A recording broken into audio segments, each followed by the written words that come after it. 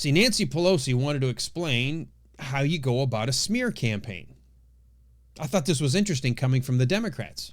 This was in 2022. This was right in the midst of Joe Biden.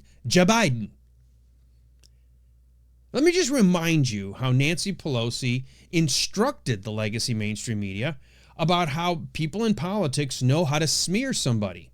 And it all starts with you just make some unfounded accusations and hope you can get the media to cover it.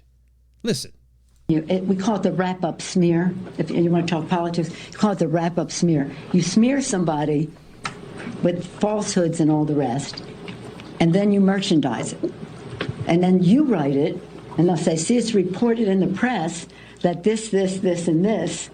So they have that validation that the press reported the smear, and then it's called the wrap-up smear. Now I'm going to merchandise the press's report on the smear that we made. And it's a tactic, and it's self-evident.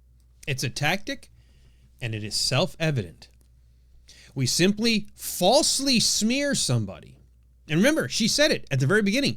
It's a false smear. We're not just smearing somebody because we've got some good gossip and it's true. You know, did you know Eric Swalwell was out there with a Chinese spy? See, that's for real. That's not a smear. That's for real.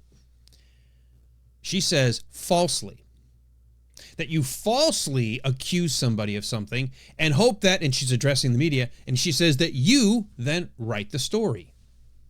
You guys say, hey, here's the scuttle around Washington, D.C., and you report the smear.